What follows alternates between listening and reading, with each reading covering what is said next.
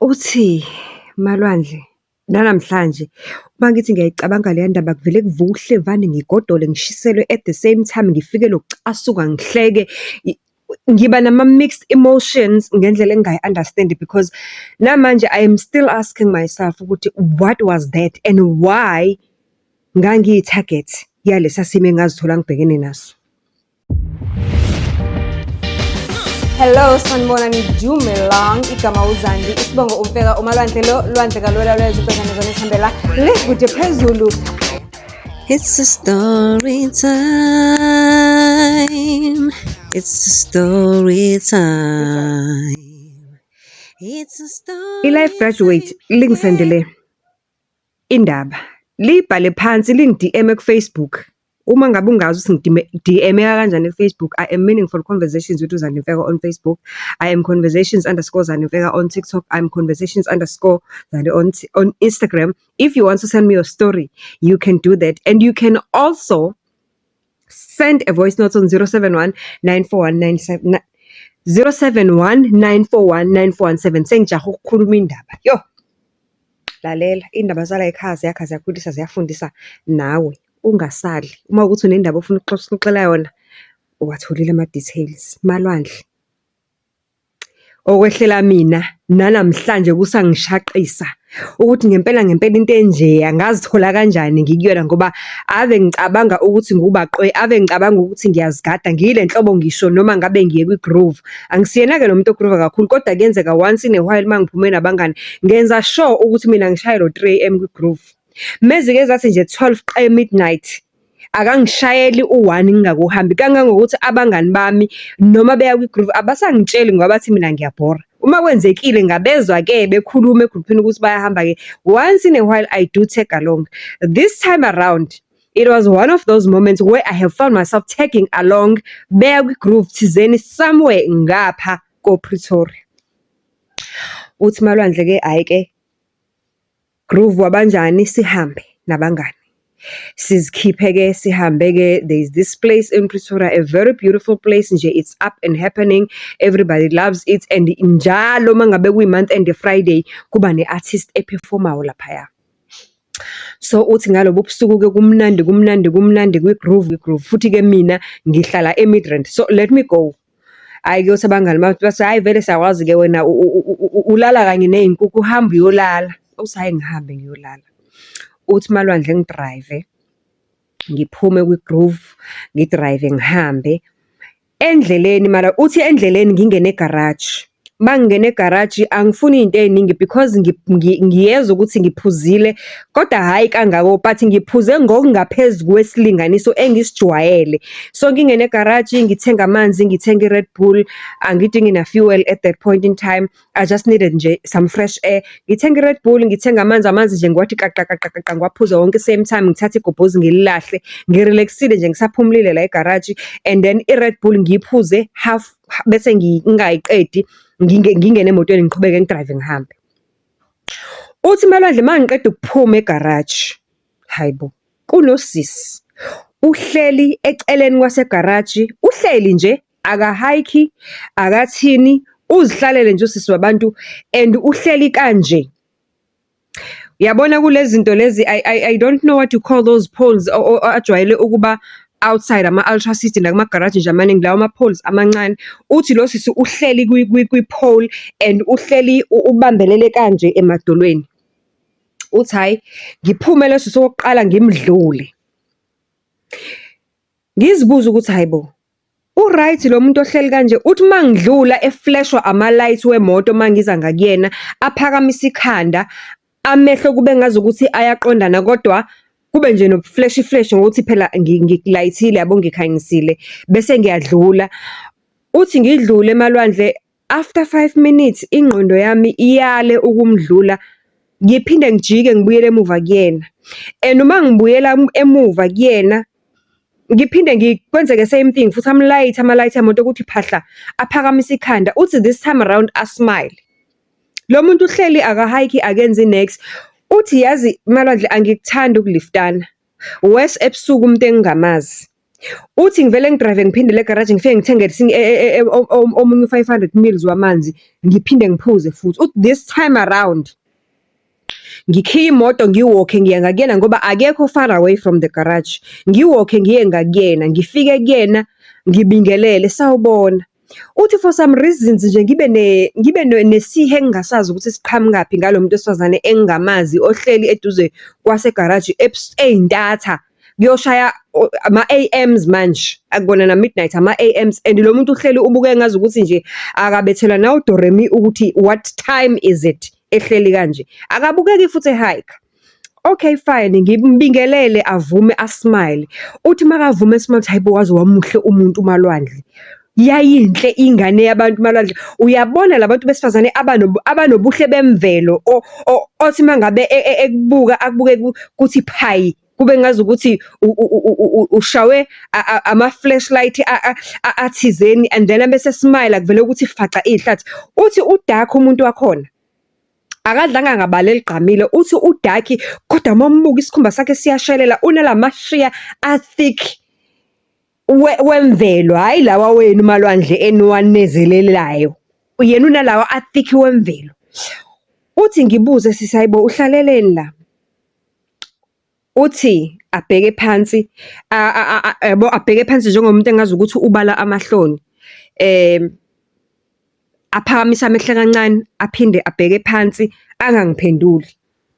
Uthi hayibo sisi wami, ubonile ukuthi isikhathi sini njengoba uhleli la wena ngalesi sikhathi and akuna-transport noma ngabe uyakephi njengamanje, akusena-transport ngalesi sikhathi ozoyithola.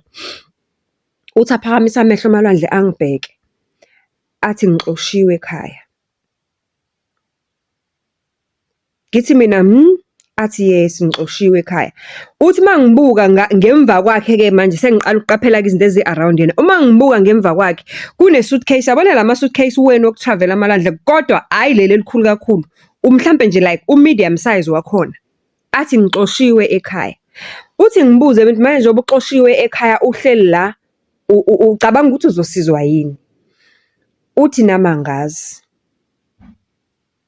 Uthi hey Malwandle, ngibhizi-ke manje ngiphethe lesi sigubhu samanzi ngiphuza la manzi wesibili engifike ngawathenga egaraji. Ngimane ngimbuka lo sisi. Uthi ngimnika amanzi, ngithi nanga amanzi awuphuze uhlise umoya ungixoxele kahle ukuthi kwenzakaleni. Uthi awanqaba amanzi athi hayi no right akawafuni amanzi. Bese ngithi-ke awuqale ekuqaleni ungixoxele kahle ukuthi kwenzakalani njengoba uthi uxoshiwe uhleli la kuze zokuse, ukhona umuntu osomfonelile ozokulanda ozokusiza, lukhona inhlasi yosizo ozolithola mhlampe mawucabanga. Uthi athi yena angazi.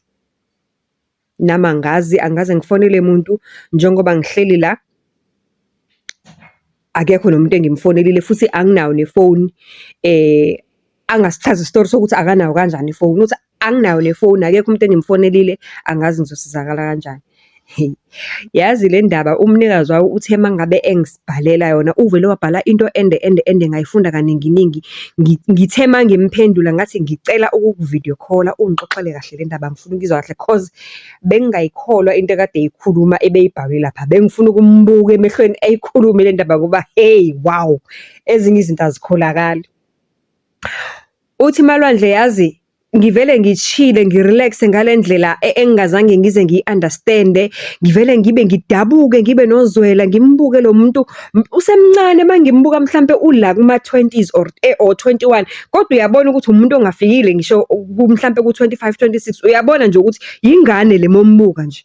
Uthi-ke mina Malwandle ngila kuma-early 30s wami. Ngizisebenzela kahle, ngi-right, ngihlalela kwilokhunjana yami kwi-apartment yami. I-apartment yami ino-2 bedrooms. Kodwa-ke ngihlala ngedwa, on the other bedroom akunamuntu omunye. Ngithi mina okungcono asifonele amaphoyisa. Uthi avele akhala asidinde isililo. Athi amaphoyisa azongisiza ngani ngoba amaphoyisa ane-police station awanandawo yokuhlala. Uthi asidinde isililo Malwandle ngize ngifike lo usizi ngize ngithi hayi kulungile-ke ngoba uthi awunamuntu awunayo nefoni. Ngicela ukuthi okungcono asihambe nawe. Uma sihamba nawe ngizokubeka kwami up until uzucabange ukuthi yini ocabanga ukuyenza, mhlampe noma ukhona yini umuntu ongamfonela ozokusiza kule nkinga obhekene nayo ngoba phela angeke uhambe uhlale estradeni kanjeya u-stranded. Uyibonile kodwa indawo ohleli kuyona ukuthi injani, uhlele ebumnyameni eduze kwegaraji, anything can happen, uzodlala abantu. Kungcono asambe. ngimbuze ubani igama lakho, azisho igama azichaze, kukephi ekhaya. Uthi hey la angidida khona okokuqala okugcina mengabe esho ukuthi kukephi ekhaya, lo muntu ukhomba ko KZN, deep rural side of KZN, and iKZN ngiyayazi ngoba nami I'm from KZN. Uthi ngibe puzzled even worse ukuthi umuntu oxoshiwe ekhaya kubo wase KZN kodwa ustranded around ko Pretoria kanjani? Uthi kodwa ngingambuza izinto eziningi waphela manje useyafixiza uyakhala, angithi phela manje ngikhuluma indaba ukuthi ukhona nomuntu ozomsiza kanjani wavele wa emotional wakhala, noma sesiye emotweni ke manje ngimphathele le suitcase ngiyolifaka ebhuthini uyafixiza usakhala yabona yabona uthi sesezena nesibibithwane ngoba manje uyakhala, noma yini engimbuzayo nalo muntu becomes emotional uyakhala. Noma yini engimbuza yona becomes emotional uyakhala. Njengoba ulana nje ukhona umuntu omazi yohlala la around, akazi umuntu, akanasizo, akanafoni kodwa kusala uxoshiwe ekhaya. Hey Malwandle, uthi ngihambe nomuntu sifike endlini, hayi sengimbonele eduze ke manje sengimbona nasekukhaleni nasekukhanyeni, hayi iyayinhlingane yabantu imina kahle isibutubutu esisitafazana esisigqamfazana nje. Uthi uyalibona lesi sibutubutu se2K esihle esinobuhle bemvelo, lo muntu ushaya nge-natural hair Malwandle, muhle waze wamuhle umuntu. Uthi hayi ngimkhombe ebathroom, ngithi nayi ibathroom lapha, uma ufuna ukuyogeza ungayofreshen up, akowulale sokhuluma ekseni. Uthi lento yenzeka is a Saturday evening. Uthi akowulale sokhuluma ekseni ukuthi what is gonna be the next step, because ekugcineni kosuku nami angifuni ukuzithola ngisenkingeni ngokuthi ngikuthathile estrateni ngingakwazi ngazokufaka la endlini. Angifuni ukuzithola sengisenkingeni bese ngiyaboshwa kuthiwa ngiboshela ukuthi ngithatha umuntu engingamazi estrateni ngoba angikwazi okwangempela, and angiyazi lento eyenzakalayo ukuthi mangabe ngikubuza ukuthi ekhaya kukephi nayo yonke into, unayo ifoni uyakhala. Uthi hayi-ke abo umuntu ongathanda ukuyogeza avele nje aye straight ekamerweni la mkhombe khona ukuthi awulala khona leli lakhe li-free, ahamba ngene ekamerweni alale. Uthi ekseni Malwandle ngabo 5 futhi njengoba sifika nje manje sifika mhlambe sekuyoshaya mhlambe o3 ngoba ngimthathe mina around 1 AM mangihlangana naye lapha bese ngingasekho kude nasendlini vele ngoba I was nearby because mangimthatha lapha sek after 1 ne. Uthi ekseni Malwandle ngisalele nje ngizibanjelwe na izinto zangayizolo ngoba phela bengibuya kwi-groove nani. Uthi nje ngivele ngivuswe iphunga elimnandi Malwandle, ngivuswe iphunga elimnandi le-breakfast. Uthi uyayibona le breakfast simple Malwandle, nginukela nje amaqanda, and the funny thing about the smell sale breakfast inuka exactly like i-breakfast enziwe umamami. Uthi nginukelwa ama-pancakes Malwandle, nginukelwa scramble egg. Uthi uyabona this and nginukelwa i-toast. Uthi nje nginazo zonke lezi zinto la endlini, but mina I hardly spoil myself with i-breakfast. Kunaloko ngivele ngiyiphumele ngihambe ngiyoyidlela i-breakfast eMarket Bin or eWimpy ngoba vele ngihlala esilungwini. Uthi hey singivusele msimele Malwandle vele ngibanjelwe izinto zangayizolo. Uthi kunuke kamnandi Malwandle ngize ngivuke ngiyobona ukuthi hayibo kwenzakalani. Uthi mangithi ngiyafika usisters uyakhwishiza ekitchen kungabo 6 manje ikhathi.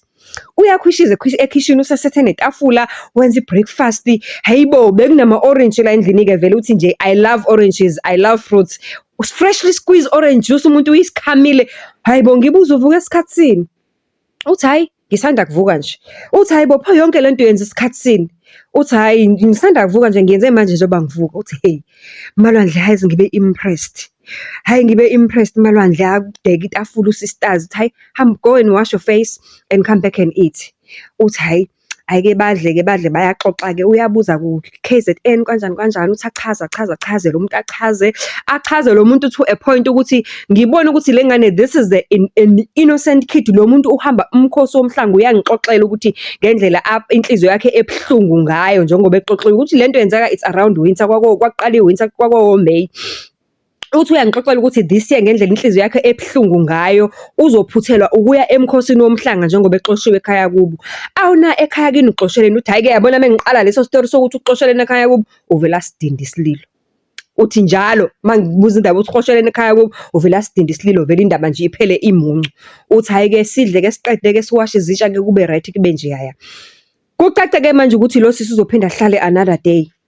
Another day lizale elinye isuku senginomngane manje mina sengino roommate engingamazi ngimthole ngendlela engaqondakali unice lo muntu uyakhwishizela lo muntu uyaklina lo muntu impahla zami ngibuya zingqenga ayiniwe zibekwe ama-shirt omsebenzi ku-clean yonke into ungi-arrangele i-wardrobe diliza ama-drawer lo muntu ama-underwears wami abekwe kahle amasokisi awodwa ama-underwears awodwa uthi hey hayi ngifike ngiyixoxele indaba emsebenzini kuthiwe hey ayibona ungacosha umuntu esitrateni uyomfaka endlini yakho umhlalise ngithi mina ngicela niyeke ingane leya I know ukuthi at some point ngiyambona ukuthi udinga usizo and I know ukuthi at some point uzongitshela ukuthi uxosheleni ekhaya kubo and iplan yami ukuthi ngimtholele usizo mhlambe i-psychologist or something and then I will try to trace abantu bakubo ngibatshela ukuthi ula okay fine.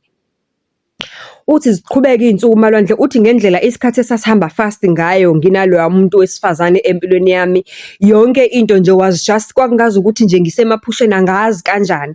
Uthi Malwandle before I know it was 3 months le ngane ihlala la endlini sekafana nokuthi siyajola somehow and lo muntu lo ngize ngimthengela ngisho impahla zokugqoka siyahamba siyoshopha kumnandi masihamba lapha ema-mall sihamba sibambene ngezandla ngazi ukuthi nje siyajola umjolo wethu uyashisa up until ngize ngivele ngigcine ngizibika ukuthi sengiyamthanda vele okwangempela-ke manje it's been 3 months and a couple of days ehleli lo muntu la.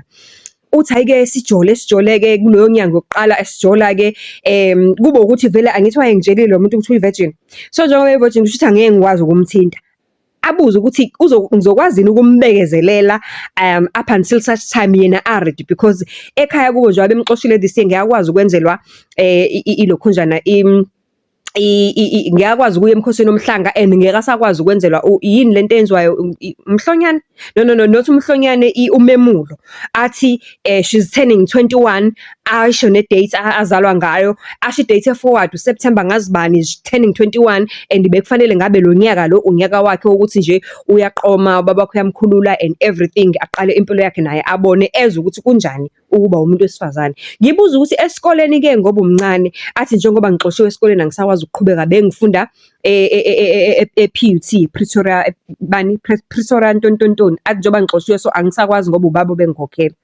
Uthi hayi okay fine uthi hayi ke bayajola up until such time amuvele eroomini lomfana balale boyi-2 uthi njengoba silala amalwandle nje we cuddle ngiyam-understanda ngiyamthanda I am just deeply in love ngendlela engingayi-understand up to a point ukuthi i-girlfriend ebenginayo yazinyomukela nje because ngaqale ngayixoxela ukuthi kwenzakaleni ngihlangane nentombazane kanjani uthi yalwa intombazane yanga-understand yalwa yangilwisa kwacaca ukuthi hhayi-ke akayiwini le mpi yokuthi mina ngihlala nentombazane akwenzeki lutho intombazane engiyithatha esitratini engiyisizayo and everything because now noma afika la endlini uyabona musta kwenzeki lutho le ngane ihlala lapha eroomini yayo kodwa nje from that time akuphindanga kwa-right uthi i-girlfriend yakhe yafika wakanye khona lo ikhona le ngane and ayizange ilale yafika nje ifuna ukuzibonela ngamehlo ukuthi ngempela simangasini lesi engimenza sona ukuthi ngavele ngisukelele ngihambe ngicoshe intombazane engingayazi esitratini ngihlale nayo ngize ngiyidefende kangaka uma ngabe ngibuza ukuthi umgcineleni why angamfuneli ifamily yakhe or uma ukuthi afuna ukusiza ngempela akamsingane emaphoyiseni. Hey hayi sondela ngoba iya ngokushuba. Uthi Malwandle abo izikhathi ziyahamba-ke manje mhlambe sesidonsa 5-6 months sihlala noma girl first 3 months besingenzani lutho ngo4 months sashelana saqomana 6-7 months isikhathi siyahamba and kusondela nalesa sikhathi sakhe-ke manje athi yi-birthday yakhe. Malwandle, I don't know what possessed me, but obviously what possessed me was for real because ngosuku le birthday yakhe ugirl ngavele ngamthengela iringi ngapropose. Uthi ngamthengela iringi ngapropose Malwandle ngathi ngeke ngifila engazi ukuthi impilo ongiphilisa yona it's the life I have been missing out for the rest of my life and I don't want to live another day without you. Ngicela ukwenza umfazi wami. Uthi jabula ingane gxume ngibambe kuyele. Uthi-ke zihambe-ke izinsuku ibisiyangitshela-ke ingane ukuthi-ke yona iphume ekhayeni nomthetho oqinile ekhaya ekhaya lababa wakhe nje ku-strict and everything, amchaza ubaba wakhe amchaza. Ngibona ukuthi la madoda akaZulu akuhlaza athi wena uyabona nje, njengoba wena usuhlale nami isikhathi eside kangaka, it doesn't matter ukuthi awukwazi ungithinte kodwa ubaba uyokuhlawulisa nje mfana wami, uyokuhlawulisa kanzima kabi. Bese ngithi-ke okay fine, asiqale-ke manje umshikashika ukuthi sithole ikhaya lakho-ke manje. Uthi yazi Malwandle, all this time ngisaloyo ngihleli nale ngane all this time, namanje akakongixexeli ukuthi waxoshelwana ekhaya kubo. Akakongitsheli ilokhunjana into eqondile nge-information yasekhaya kubo. I only know the area ayishilo nje ukuthi uphume endaweni ewukuthi, ngayazi because nami I'm from KZN. Uthi hey Malwandle, up to a point la kwaze kwacaca khona ukuthi into yethu ishubile, sithandana kumnandi ngale ndlela, senginomfazanyana nje nami la endlini okhuthela oshikizayo, owenza indlu yami ibe comfortable, kube warm ngale ndlela, ngaze ngagcina sengixoxa ekhaya. Wathi uma yeyi wena uzosibophisa ngabantu, ngicela ukuthi ungisize wenze sure ukuthi uyayifuna uyayithola information yale ngane, ubuse-ke uyawenza into efanelekile, uhambe emzini wabantu uyohlawula ukuthi uhlalene ngane yabo bengazi izinyanga ezingaka, and then ufike uwachaza ama-intentions wakho. Uthi nasekhaya kuma wami umuntu o-strict kangakuthi ekhaya ku-strict ngale ndlela ukuthi even ngisho i-girlfriend yami bebengayazi, even though bazi ukuthi ngikhulile enough ukuthi ngiyajola and everything. Girlfriend yami mina bingangena ekhaya, abayazi ekhaya, yaziwa nje osisi bami kuphela.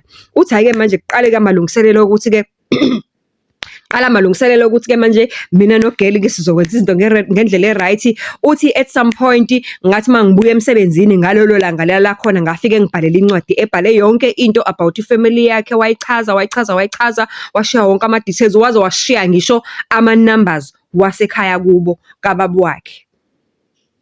Okay right. Uthi sihambeke isikhathi sesikhuluma indaba ukuthi-ke manje fanele ngiyovela kubo angithi.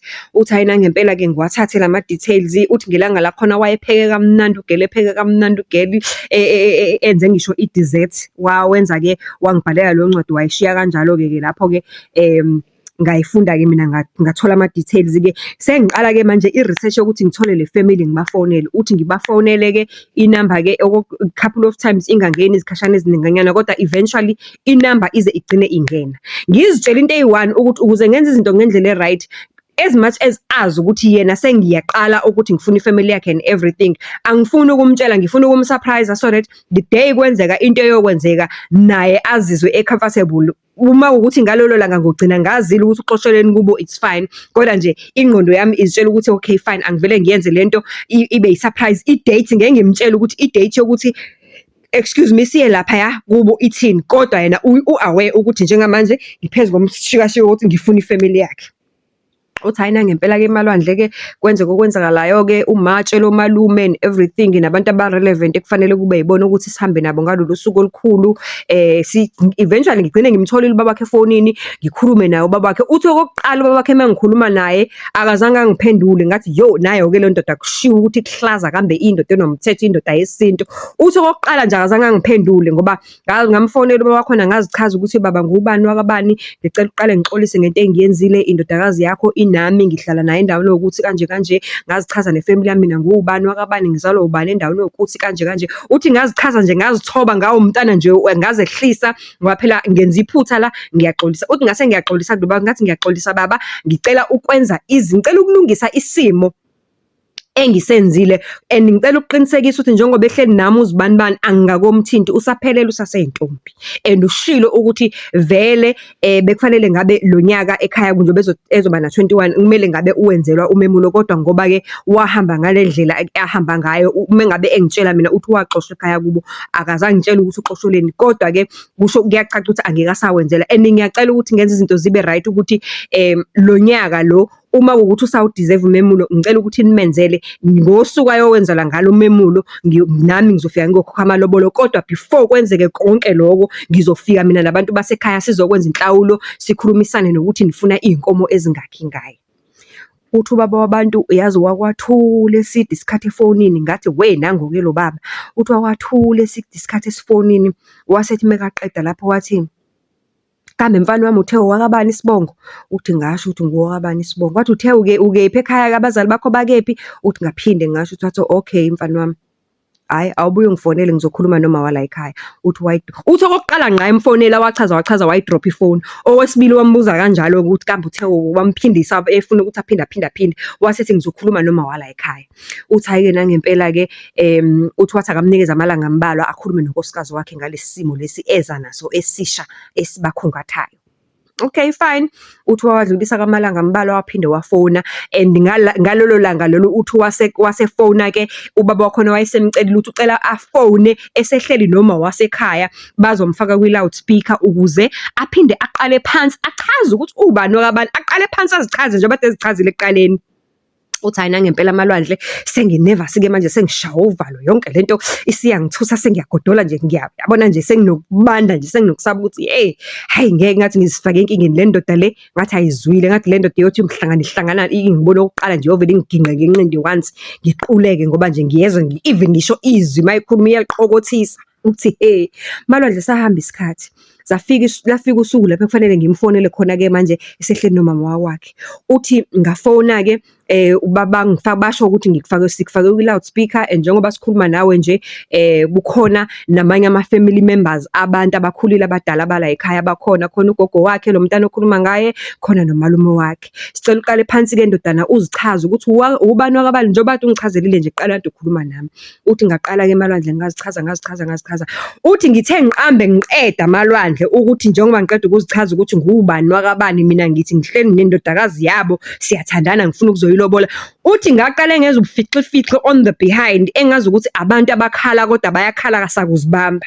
Uthi ngezwe uthi by the time ngiqeda indaba amalwandle ukuthi ngithi ngifuna ukuza in the couple of weeks ngizovela ngihlawule ngixolise ngithini and then sikhulume ngendaba yey'nkomo. Uthi by the time I get to that part uthi kwase khayizwa straight. Uthi kuhayiza ugogo, kuhayiza uma wengane, abanye amadoda khona la endlini ayancinciza. Uthi angi-understand-ke manje ukuthi kwenzakalani. Sengifisa ukuba nombono ukuthi kanti yini le wrong engiyenzile ngoba ngifuna ukwenza izinto right. Why labantu bekhala? Kanti le ngane yenzeni le nkulu kangaka ukuthi ngazixoxe ekhaya kubo? Kuthi noma isixoshiwe isithole umuntu ofana nami ofuna ukuyenza unkosikazi. Abantu instead of ukuthi bajabule bavele bahayize bakhale. Uthi malwandle. By the time siqeda ukukhuluma nalaba bantu kwasekushisa umphimbo from talking for over an hour and a half. Ngizichaza ngiphinda labantu bangiphindisa into eyodwa bangibuza nesiqiniseko ngineshosho ngempela ukuthi ngifuna ukushada nozibani wakazibani ngineqiniso ngempela lo muntu engikhuluma ngaye ngihlala naye ukhona la endlini. Uthi hayibo malwandle ngaze ngane stress abantu bengiphindisa into eyodwa angisazi ukuthi kwenzakalani. Uthi uthi malwandle isiphetho saleyo phone call kwathiwa kulungile kwasethwa usuku ngingafika nabantu basekhaya and baze bacela ukuthi isuku silisheshise libe seduzane. Kwenzele ukuthi lezi zalukazi ebezifikile bezilalele kwi-phone call zingabe zisahamba. Ngani? Ngoba kuzwakala engazi ukuthi iyaphuthuma indaba yami. Bacela ukuthi basheshe bayisebenze nje fast and quick so that kuzosheshe kulunge yonke into engiyifisayo njengezifiso zami njengokuchaza kwami kwi-call. Uthi hayi-ke nangempela-ke sihambe isikhathi manje we are looking into 2 weeks ukuthi in 2 weeks time ngiyadriver ngiye KZN ngizodlula ekhaya ngiqale ekhaya ngizolala ekhaya ngizohamba on a Thursday ngithathe leave emsebenzini ngizohamba phakathi neviki on a Wednesday ngilala ekhaya on a Thursday siyavuka siyadriver sibhukhile somewhere at the B&B because as much as I'm from KZN but kubokageli kuqhelile and then sizohamba-ke silale e-B&B lapho kwenzela ukuthi on a Friday-ke sivuke siye khona ngoba besinikeze usuku la Friday ukuthi sibohlangana nathi on Friday. Uthi hayi ngifike-ke malwandle-ke. Uthi masifika-ke la ekhaya-ke ayisamukele nje kahle ngezandla ezifudumele. Uma wakhona ngiyambona ukuthi amehlo abovu namanje ebekhala. Uthi hayi-ke kuhlaliwe kuxoxwe-ke kubizwa izalukazi-ke lezo kubizwa omalume. Ngiphinde futhi malwandle ngiphindiswe the same story esengisikhuluma efonini kwaze kwasha izwi kuthiwa uqale phansi mfana. Uthini mfana kuthina? Uthi hhayi ngiqale phansi ngikhulume. Uthi la mina ngihamba nomalume wami, ngihamba nobhuti wami omdala okuyena i-first born yasekhaya. Uthi hhayi-ke ngiphinde ngiqale phansi ngiyixoxe le ndaba. Uthi ngithe ngisaphakathi nayo indaba ngichaza ukuthi ngihlangane kanjani nayo, ngamqoqa kephi, sahlala kwathini, kanjani. Kuyimanje njengoba ngikhuluma nje ngimshiye endlini yami. Zaphinda zahayiza izalukazi Malandla, uthi zahayiza izalukazi Malandla, zathwala izandla ekhanda, zakhuza umhlola, wahayiza umama wala ekhaya, kwahayiza waze kwahwayiza ngisho nezingane-ke manje ezisemakamerweni. Ngoba kusho ukuthi ziyeza ukuthi kwenzakalani, mhlawumpe zinayo i-idea yokuthi kukhona umuntu okanjani oze ngani la ekhaya. Uthe kuyisililo-ke manje angisa-understand, sikhungathekile ukuthi why la bantu bekhala, babekhala efonini. Bayakhala namhlanje mengabe ngithi ngize ngani, ngisaphinde ngisayiqokothisa lento engiyikhuluma ukuthi ngize ngani. Uthi Malwandle kuthe ngesikade sebekhale baze badela, bazitika ngokukhala baze badela, banikwa amanzi, baqulekayo, baphuziswa amashuga water. Kwathiwa bacela ubaba wakhona bacela ukuthi siphume kancane, khona into abacela ukuyidingida as umndeni.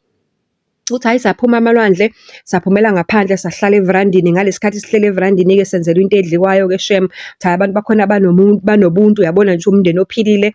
Senzelwa into edliwayo, sanikezwa-ke amatiye namajusi nama-muffins. Sabe sinambitha-ke lokho okunambithwayo-ke, besadingida into ababeyidingida engangingayi-understand ukuthi kwakuyini. Uthi Malwandle ngesikade sabizwa ngaphakathi, uthi hhayi silungile singabuyela ngaphakathi. Uthi sabuyela ngaphakathi Malwandle. Uthi masibuyela ngaphakathi Malwandle-ke abantu sebekhamu-ke manje sebeyakwazi ukukhuluma.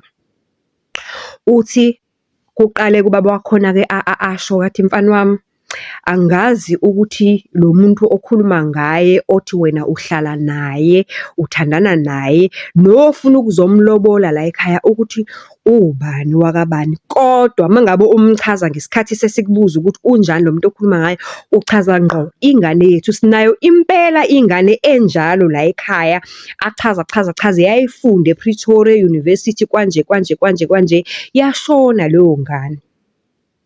Yashona leyo ngane kwi-accident eyayimbi, yayinyantisa ngendlela emangazayo, to a point ukuthi uma amaphoyisa sesikhuphukile siye ePretoria siyolanda umzimba wakhe wayengabonakali, but ngoba kuthiwa wayekhona lapho kuleyo moto leyo kuleyo minibus kwakuthiwa yayithelwe izintombi ezaziye emhlangeni, ngoba wayesehambela ngale, wayesejoyine ngaphaya ngoba wayesewumuntu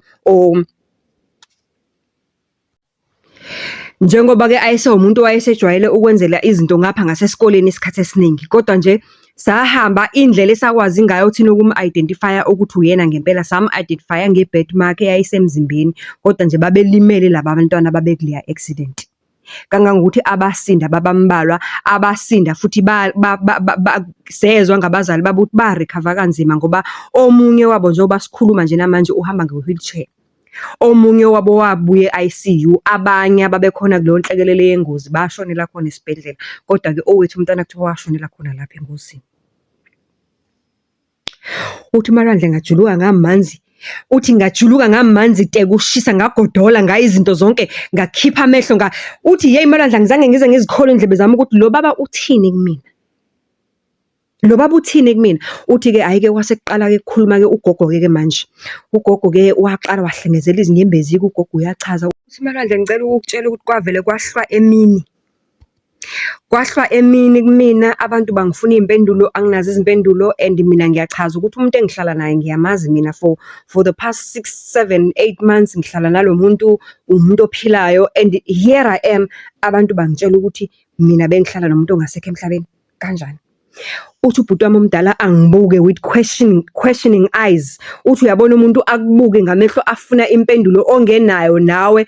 Uthi umalume abone i-stress engibhekene naso, ukuthi ngibhekene nenye into nabo abangayi-understand ukuthi lento le izosolveka kanjani, ngoba naku ngibhizi ngisho amashushu, mina ngisemathandweni nomuntu engihlangane naye couple of months ago estranded, esixoshiwe ekhaya kubo, and lo muntu lo mina sengihlale naye for the past couple of months. Mina bengihlala nomuntu ophilileyo, ophelele.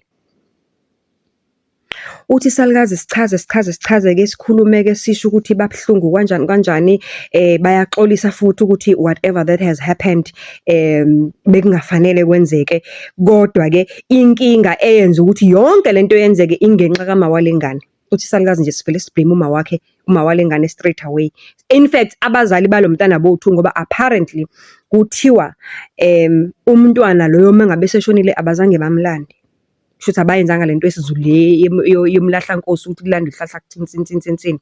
Nakucace-ke manje ukuthi asikwazi ukuhamba la ekhaya kufanele sithole isolution.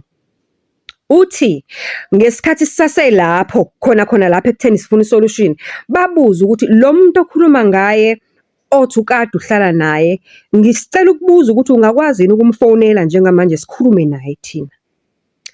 Uthi ngithi usendlini ngacela ukumthengela iselfoni wayenqaba. Uthi nangempela ke Malwandle lo muntu wami mina ngacela ukumthengela iselfoni wanqaba.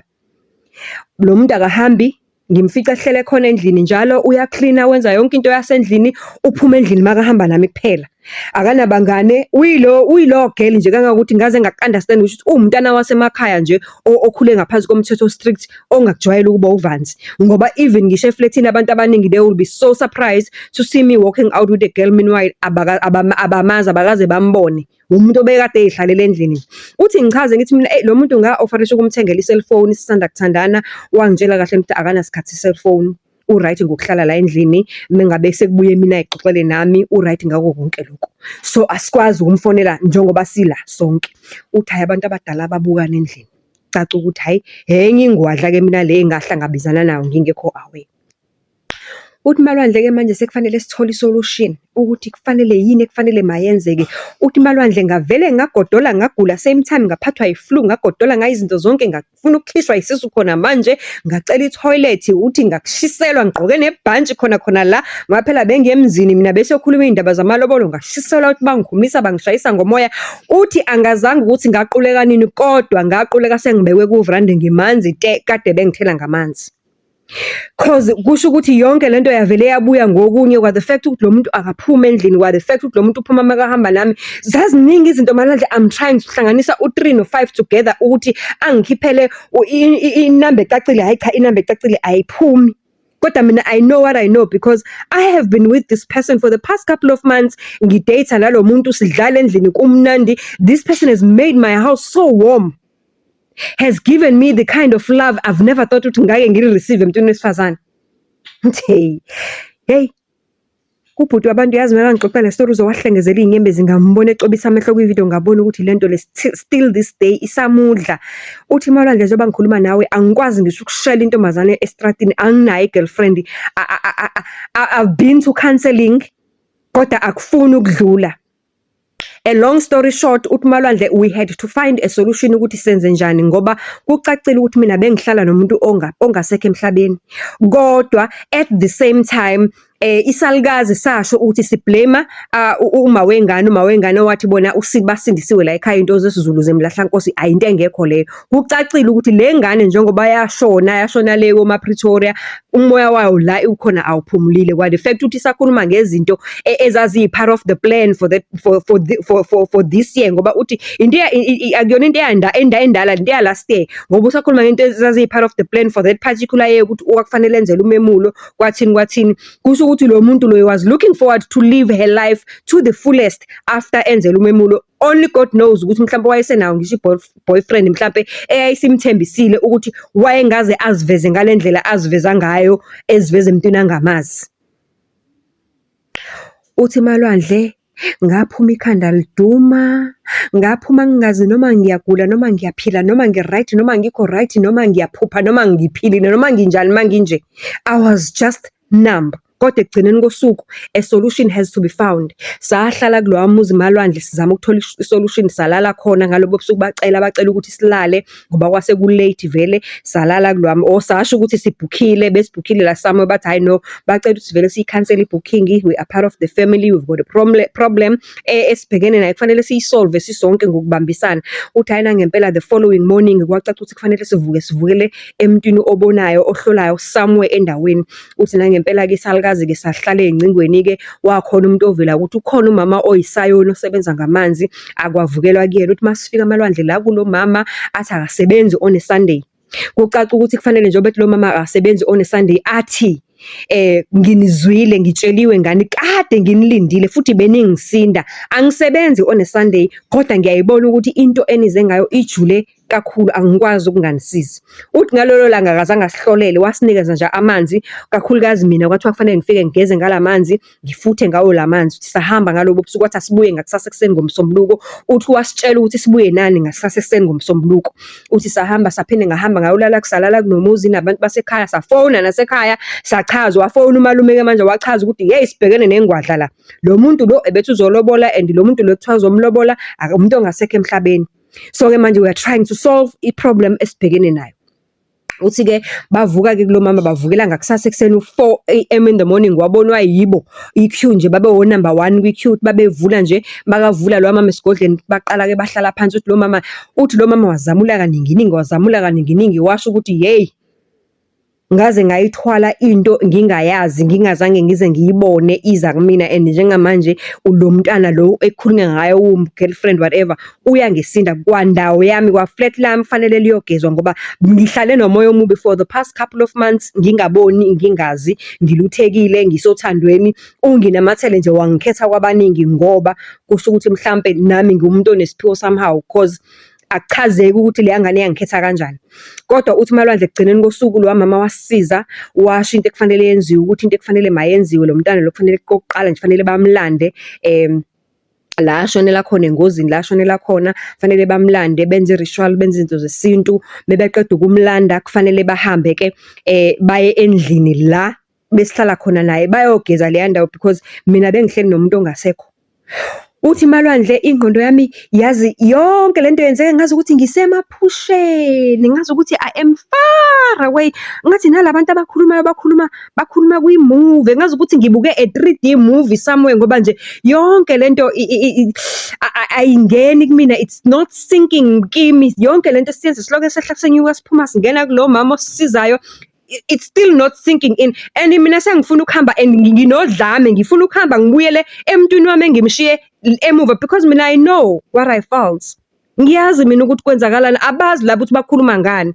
Uthi kwaze kwacaca ukuthi hayike nami ke manje sekufanele ngigcatshwe ngithiweni washo lo mama uthi nje umoya wakhe uphezulu kwami ngalendlela ukuthi it's heavy on me kwakona lokho ukuthi ngiyalwa ngithi abangidedele ngiphinde emuva ngifuna ukuya emntwini wami ngiba prove wrong ngizobuya naye ngize naye KZN kwakusasho kona ukuthi that's how much ase umoya wakhe osowuphila kuye ngakhona. Uthi malwandle eventually after 3-5 days ngila kulomuzi sagcina ke ekugcineni ke sahamba ke sesiphindela emuva ke manje flatini lami siyokuthiwa mebesho bona bathi bayogeza iflat lami mina ngikhumbula umuntu wami mina ngimshiye flatini lami le abakhuluma ngathi bayogeza iflat lami angibazi bakhuluma ngani and I am off malwandle ngizicabangela izinyoni zami ngizikhumbulele umuntu wami angicabangi yonke into abayishoyo ayikho lento abayishoyo mina nje sengijabulela ukuthi ngiyobona umuntu wami and ngiyoba prove wrong bazobona bazomfica endlini laba ngiyabona nje uthi ngisho umalume sengishushuzele waze wancama ngibatshela kahle ukuthi niyahlanya ayikho lento esho and abantu abadala la bengikhuluma ngabe sengibathuke ngibatshela ukuthi bayahlanya niyahlangana nayikho lento enishoni yaloya kulomuzi kwathini okokuqala lengane yenu nayixosha ingakho lengane ibihlezi ikhala mangabe ngiyibuza yaxoshelwani kubo kwathini kusho ukuthi nabantu abakhohlakele niyaloya ninjani mangabe ninje uthi hey ngabathuka abantu ngabasho ngabathi niyaloya nikhohlakele ngisambeni siye midrone endlini yami njengamanje ngiyonibonisa ukuthi nizofika khona endlini. Uthi yithi la bayasishushuluza sishaya iconvoy salandelana imoto yababa wala ekhaya nemoto le sifike ngayo yami sihamba sonke ke manje and this time around sekukhona noma ngoba noma useka consent ngami ngiyumuntu engazi ukuthi uyahallucinate nini ngivele ngigijime nini ngivele ngihlanye ngihleke ngijabule kube ngazi ukuthi ngiyambona lo mntana kwala eduze kwami ngiyinto ehlanyayo so manje noma useka la because ngiyumuntu odinga ukugadwa nje basically. Uthi hey sihambe emalwandle sahamba into okwangazi ukuthi kwaku5 days wonke sasuhamba endleleni indlela engase ngijahe ngakhona ukuthi sifike bambone lo muntu engikhuluma ngawo uthi ukhona ngempela. Uthi sathi nje mangabe sipaka nje ema-parking ngaphuluka endlela ngagijima ngejubane angizange nginyuke ngisho nange-lift nganyuka ngama-stepiso ngalahlela laphaya into engiyigqokile. Uthi nginyuka ngikhuphuka ngibiza igama lakhe ngiyamemeza ngifuna aphume bambone ukuthi nangu umuntu engikhuluma ngaye. Nina nikhuluma ngani ukuthi nithi lo muntu wami ufile? Ngoba nangu umuntu engikhuluma ngayo uyaphila. Uthi ngagijima ngiyispringa emalwandle. Uthi ngathi mangithi ngiyafika endlini kushaya umoya emalwandle. Ngafika endlini ku-clean emalwandle as usual. Kushaya umoya ku-clean ngale ndlela yokuthi akukho ngisho i-sign ekhombisa ukuthi uke wakhona lo muntu engikhuluma ngaye. Uthi ngathi ngagijima ngiye-wardrobe-ini phela yimi ebengimthengele iy'mpahla zokugqoka. Ngiyafika e-wardrobe-ini kwi-drawer lakhe lama-pant ama-underwears li-empty, i-wardrobe empty. Ngibuka ama-cosmetics wakhe, there is nothing, there is no sign. Akukhombisi nokuthi uke wakhona lo muntu engikhuluma ngaye. Uthi malwandle ngawuzwa umhlaba engazi ukuthi uyangisinda wonke umhlaba uphe kwami. Yazi malwandle ngangena kwi-deep dark hole engingazange ngize ngeze. Kwangazi ukuthi ngiyangcwatshwa ngiphila the way I felt. Uthi nalapho malwandle angazange ukuthi kwenzakalani. Uthi-ke lapho-ke ngaphaphama esibhedlela. Ngaphaphama nje sekuthi ti. Uma wami uthi wabonga inkosi, uma wami wakhuleka, uma wakhuleka wangichela nangamanzi alo mama othandazayo bekade siloke simhamba laphaya. Wangichela ngamanzi, wakhuleka uma wathi, oh Nkosi omkhulu uphapheme. Uthi you have been quleked for 3 days. Uthi for 3 days bequlekile engaphaphami, enganyakazi, engakhulumi, engenzi lutho. Kangangokuthi odokotela they were even thinking ukuthi lento angena kuyona yayifana nekhoma, kodwa manje the funny part was that it was not a coma. Kwakubuka ngathi umuntu oqulekile isikhathi eside, kodwa somehow doctors were confused ukuthi kahle kwenzakalani ngaye. Uthi malwandle from that day kuze kube namhlanje, uthi into ya last year le yenzeka lento around May, kuzoqala nje around ubusika May last year. Mina ngaya kubo ka-girl, just before i-birthday yakhe ngo-September. Uthi i-birthday yakhe September 26. Uthi mina ngaya emavikini okuqala ku-September. Uthi till now intombazana ngiyibuki, ngayeka igroove. Intombazana ngiyibheki ngisho emehlweni, anginayo i-appetite yokuthanda nokuthandwa. Angazi noma ngiyoke ngibe right yini. And okubuhlungu kunako konke ukuthi ngiyamkhumbula. I know ukuthi ngikhumbula umuntu ongasekho. I have been convinced so many times. I've seen the proof ukuthi ngempela bekuwumuntu osengasekho, because ezinye izinto ngiyazibuka nami ngiyazihlaziya, ngiyazibona ukuthi zenze sense. For example nje malwandle, uma ngabe sidla naloya muntu bekuvele kwenzeke ngenye indlela, ebevela khwishiza anginike ukudla. Ngithi hlala phansi phela sidle ndawonye. Uthi angikhumbuli nangelilodwa ilanga loya muntu ngimbone ephakamisa isipuni esifaka emlonyeni, but all the time she will make me food, and ukudla kwakhe bekumnandi. She will make me eat the food, and somehow I will be convinced ukuthi it's fine, mina ngiqhubeke ngidle yena right usedlile or something. She will always have an excuse, kodwa ngikhumbuli ngimbona ephakamisa ispoon phambi kwami esifaka emlonyeni edla njengabantu bonke. The only thing I remember ngaye ukuthi wayekhwishize khuthele ngale ndlela engahlali phansi, bekuhleze kucwebezela endlini. Futhi mina all along bengiklinelwa ispoki, ngigona ispoki, ngihaga ispoki embhedeni wami for so many months. Let alone endlini yami ngwaphela kade ahlala lo muntu nami. Uthi from that day onwards malwandle kwenzeke yonke into, angiphindanga ngambona.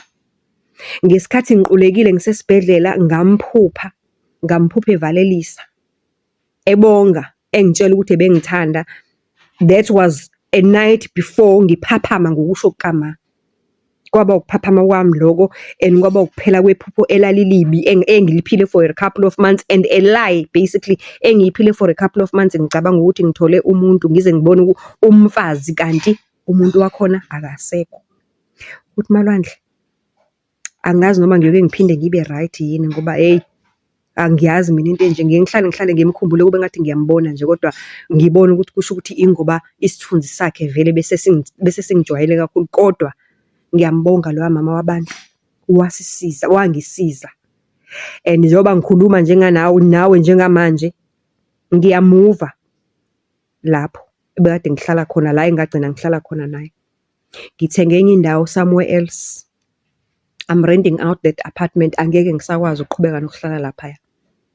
And for many months bengingakhoni ngisho ukufocus ngisho emsebenzini, ngabekwa nje kwi-leave ende yokuthi angikho right, because I was incapable of even doing my work because of what I have been through. Ngithi ngithole intombi, ngithole not just intombi, umfazi, kanti umuntu ongasekho, ispoki basically. Uthi into engehlele angiyifiseli muntu ngoba wow, nami angikholelwa. Nami futhi angikholelwa. Eze exoxa, ngimbuka exobisa amehlo, Nkosi yami, efuna nokuchiphiza ekhala, ngithi sho, ezinye izinto azikholakali. Hhayi, asihlanganeni kwelandelayo. Yo.